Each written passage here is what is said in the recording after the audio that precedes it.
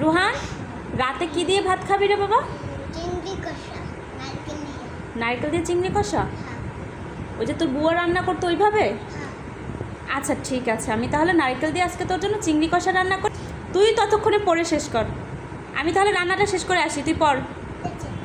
নারকেল দিয়ে চিংড়ি কষা করার জন্য প্রথমে যেটা করতে হবে, চিংড়ি মাছগুলোকে ভালোভাবে কেটে ধুয়ে নিতে হবে।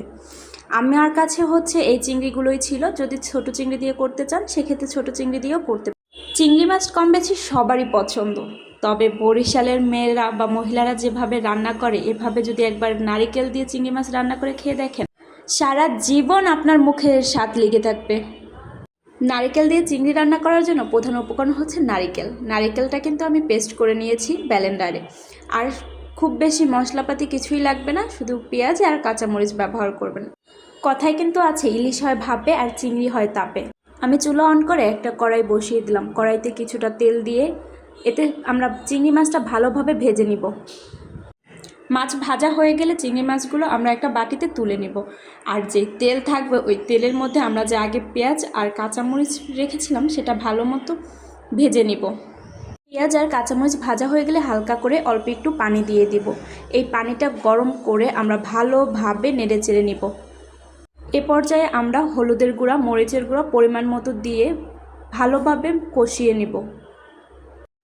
তেল যখন উপরে চলে আসবে তখনই হচ্ছে আমরা নারকেল যে আগে পেস্ট করে রেখেছিলাম ব্লেন্ডারে সেটা দিয়ে দিব।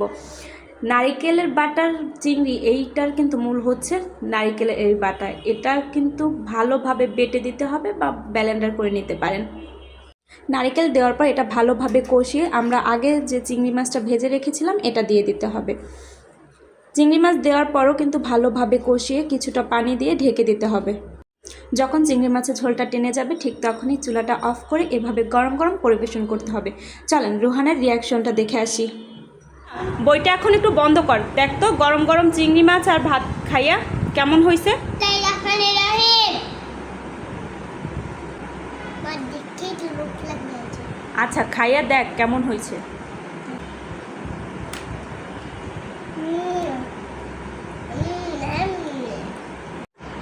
আর কইরে এই চিংড়ির পর দিবা তুমি এইটা খাও, খাইতে পারলে আরও দিব। চিংড়ি